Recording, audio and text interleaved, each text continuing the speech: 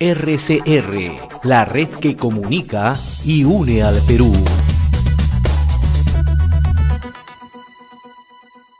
Saludamos ahí al ingeniero Luis Guerrero Figueroa, ex congresista de la República, ex alcalde de la provincia de Cajamarca y en su momento también ha sido presidente de la Asociación de Municipalidad del Perú, AMPE. Qué gusto saludarlo, ingeniero Guerrero, muy amable como siempre. ¿Cómo está, José? Muy buenos días, qué gusto saludarte. ¿Cómo está mirando la situación de lo que ocurre en el país, no? No solamente en Lima, sino en otros puntos del territorio nacional, ¿no? Bueno, bastante preocupado. Yo he escrito varios artículos en mi Facebook al respecto, en el cual he mencionado que yo no he votado por el señor Castillo. Sin embargo, él ha sido electo democráticamente. Y lo peor que le puede pasar a un sistema es destituir a un presidente sin los argumentos suficientes, sólidos. Y eso no ayuda a consolidar un sistema democrático. Sin embargo, lógicamente, asistimos a un gobierno que tiene ciertas dificultades para gobernar, particularmente todos los planos de gobernabilidad, valga la redundancia. Y es en ese plano que lógicamente que, gracias a Dios, la pandemia está terminando, no terminando, pero está reduciéndose. El Perú es un país también que tiene muchos recursos naturales, particularmente minerales, el cobre y otros, que lo posiciona en el mercado internacional con los precios altos y que le ha permitido captar altos recursos para el erario nacional. De igual manera, tenemos una agroindustria que va creciendo aceleradamente y las exportaciones, a pesar de la pandemia, han crecido en el Perú y por lo tanto se ha generado importante empleo a lo largo y ancho del país. Y ahora asistimos a una crisis global, en la cual, para mí, lógicamente hay una guerra mundial económica, en la cual Estados Unidos ha desatado con las sanciones impuestas a Rusia, que ha impactado a todos los países del mundo y particularmente a nosotros. Esas sanciones aplicadas a Rusia, lógicamente han empezado a destrozar la economía de muchos pueblos del mundo y en algunos productos en los cuales nosotros consumimos y somos altamente susceptibles. Esto ha producido de que los combustibles suban y muchos productos como el trigo y los aceites y derivados también suban. Y el pan pues está en un precio exorbitante, llega en algunos lugares hasta 70 centavos un pan, en otros lugares 50 o 3 panes por un sol chiquitos. Y eso pues impacta directamente en la canasta familiar y en los hogares peruanos. Y lógicamente que los agricultores que producen sus productos para darlos a Lima, un gran problema por las protestas sociales que lógicamente son justas del sector transportistas y de todos los sectores que paralizaron el país. Y en Lima, los productos que salen para provincias también han sufrido un gran problema. Todo está desatado con una crisis política de una oposición en el Congreso de la República que no logró tener los votos suficientes para instituir al presidente. Se han unido para que la ciudadanía, a lo largo y ancho del país, salga a las calles y se convierta ya en un problema social y político. El gobierno no está dando las suficientes respuestas necesarias, claras, directas. Recientemente, claro, han dividido el impuesto selectivo al consumo, se discute sobre el IGB también, pero pues este problema empezó el mes de febrero, entonces no se han tomado las medidas suficientes. Entonces yo creo que aquí hay un tema ciertamente de previsión. El Perú cuenta con un respaldo de reservas financieras bastante importantes. Contamos con gas natural que tampoco se ha acelerado para que todos los hogares peruanos puedan disponer de gas en sus viviendas, el gas natural de Camitea. Exportamos a un precio determinado el gas natural que debería venderse el mismo precio a la gente aquí en el Perú. No se ha acelerado ni se ha apoyado a los sectores para que haya una reconversión de los carros para que puedan tener también gas natural. El Ministerio de Economía y Finanzas trabaja muy lentamente porque hay una serie de medidas que pueden paliar y hay que invertir. Así como invertimos en la pandemia, se tiene que invertir con una crisis que nos ha generado Estados Unidos, Unión Europea e Inglaterra y que nos está impactando a nosotros directamente. Entonces, eso lógicamente es un tema que el gobierno no está tratando bien. Ingeniero, usted mencionaba que se observa un gobierno con ciertas dificultades, pero no solamente son dificultades, es incapacidad de gobierno, ¿no? Y usted también mencionaba hace unos momentos que la oposición política en el Congreso ha sido la que de una u otra manera, ¿no?, impulsa las movilizaciones en varios puntos del territorio nacional, ¿no? ¿Cómo entender esto, ¿no?, con un Congreso totalmente desacreditado y con un Ejecutivo totalmente desacreditado? ¿Tiene el Congreso la capacidad de movilizar? Por lo que hemos visto ayer en Lima y en otros puntos del territorio nacional, simplemente ha sido una generación espontánea, ¿no? Porque ya el presidente Castillo desde hace mucho tiempo confrontaba directamente con el Congreso y ahora ya no va a confrontar con el Congreso. Según los analistas dicen, el presidente Castillo va a tener que medir el termómetro de la calle, que es totalmente diferente. No, lo de ayer es una respuesta espontánea del pueblo peruano, tal como lo manifiesto. Es indudable. El Congreso no tiene capacidad de movilización como el día de ayer, ni hablar. El Congreso es un Congreso totalmente desprestigiado, lleno de corrupción. Y de igual manera el gobierno tiene un montón de elementos que el presidente no aclara, ni es suficientemente transparente sobre lo que está sucediendo en el gobierno. O sea, el tema es qué cosa hay que hacer. Entonces hay varias opciones. Una opción, que el presidente renuncie. Y si renuncia el presidente, sube la vicepresidenta del Perú. Si la vicepresidenta del Perú sube, ¿quién sería? La presidenta del Congreso absolutamente desprestigiada, sin la menor capacidad para poder tener la confianza del pueblo peruano. La siguiente opción, recuerde usted que cuando yo fui congresista, participé en la comisión y fui uno de los que dirigió el proceso de transición para elegir al presidente Paniagua como presidente. Y ahí, ¿qué cosa hicimos? Lo que se hizo es arribar a un consenso en el Congreso, permitir que las presidentas de Congreso que no tenían consenso renuncien, la señora Luz Salgado, la señora Hildebrand, y nos pusimos de acuerdo de poner a una persona de consenso, que era el único voto que tenía Acción Popular en el Congreso, el señor Paniagua. Y yo fui de los encargados de hablar con él, hablé con él, aceptó, lo pusimos presidente del Congreso y tuvo consenso luego para ser el presidente de la República. Pero eso supone una madurez política, una madurez de la clase política, sin caso, lógicamente, ya el presidente de la República no tiene la capacidad suficiente para gobernar. Entonces yo creo que en lo inmediato el presidente lo que tiene que hacer en lo inmediato es convocar a un gobierno de concertación nacional. Ese es el camino que le queda. Si por este lado no va, yo creo que la suerte está echada para él. Y por lo tanto la inteligencia política y la clase política tiene que ser lo suficientemente analítica, correcta, para poder ver una salida de consenso. De lo contrario, entramos a una crisis mayor, porque un golpe de Estado no se justificaría por ningún lado.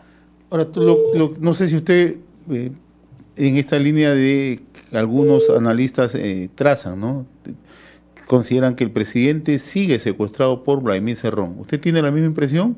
Vladimir Cerrón es... Como dice, que el presidente sigue siendo secuestrado por Vladimir Cerrón.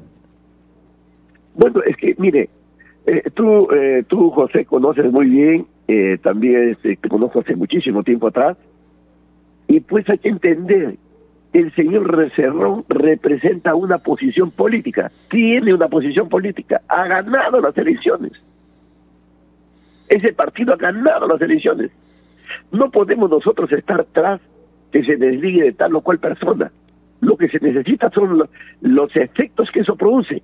Por eso te digo, si el presidente no tiene la inteligencia de poder hacer un gobierno de concertación nacional, está perdido.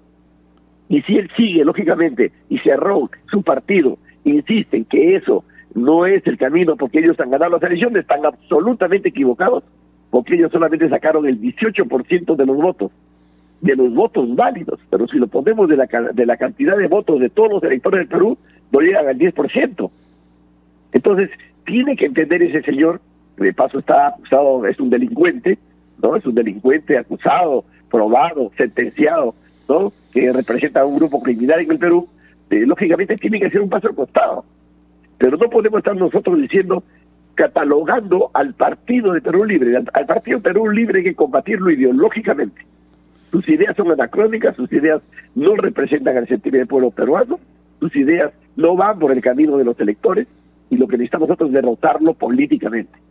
Pero en este caso, estar que se desliga, se liga, Aquí el tema es la decisión que él tome. Si él no toma decisiones correctas de insistir con personas como el médico ese que pusieron de Pucallpa, ¿no? Que no es pues no tiene las cartas para ser ministro de salud, o pone personas que no son adecuadas en la administración pública, lo único que está haciendo es cavar más su tumba.